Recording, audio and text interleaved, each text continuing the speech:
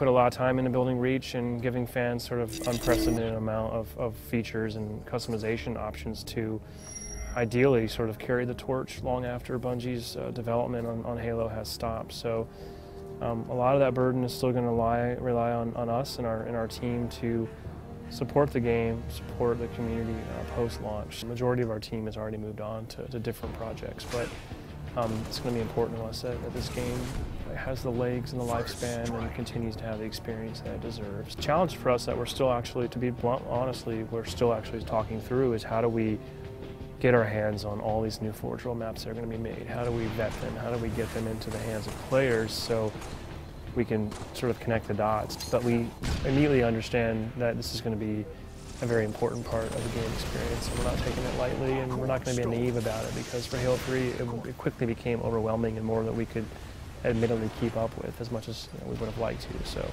it's important for us. It's safe to say that I'm sure there will be some official multiplayer maps that will be coming out post-launch as well that will be sort of the pure focused maps with awesome art that aren't sort of just Forge World variants. I mean, that said, we do have some Forge World variants that we've already produced internally and that we'll be rolling into matchmaking. So we have a couple that are already on the back burner that are ready to go. And Halo 3 didn't have the luxury of having a foundry or a sandbox available at launch. Those didn't come until a lot later. So I mean, I think it's both. I mean, there will be official default maps that people can expect to come, but hopefully in tandem at the same time, we will already start to see Forge World content coming online. It certainly is possible that you could see more firefight maps. Something that we'll definitely keep looking into, and I guess we'll have to just sort of see what the fan community dictates and what the team ultimately feels inspired and interested in building. But it is a possibility. Well, I mean, there's multiple things going on. I mean, we still have some people whose jobs are going to be to make sure that sort of all of our file sharing systems and all the back-end stuff that we'll be running Bungie.net and allow you to start uploading game variants and tracking your stats and commendations and daily challenges and all these things.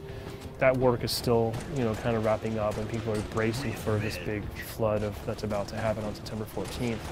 Now on the other side, hypothetically, if there were to be some competitive multiplayer maps or DLC type material coming, it takes time to build these things and play test them. And historically, looking back at prior Halo games, those teams have moved right into that work at the completion of the base project. So it wouldn't be far-fetched to assume that maybe similar work is happening right now back at Bungie. Inevitably, there will be some point in time where it's just not going to be practical or feasible for our team to continue sort of solely owning the Halo Online experience, because obviously we've talked a lot about moving into other areas, and we have a lot of work to do there and a lot of ambitious goals to accomplish. But reality is we're still sort of working with our partners at 343, and together we'll come up with a plan of when, how, and where it makes sense to start to shift some of that responsibility over to a different group. And ultimately, the most important part is just making sure that the community and the online game experience doesn't suffer because of that. I mean, that most of those Halo 1 maps were made by like one person in like a couple days, if that. I think Hang 'em High was made in almost hours. I mean, that multiplayer came together so hot. Looking at something like Blood Gulch, for example, is not complicated by today's standards, yet it's still like one of the most played and loved multiplayer experiences. I guess it's a good example of maybe less is more. I don't know, one thing that comes to mind immediately, I wouldn't say it's an immediate classic, but just I think one of the Halo 3 maps that stands out the most that hasn't come back is something like the Pit, which is probably the favorite default competitive map. I've had a lot of awesome games on that.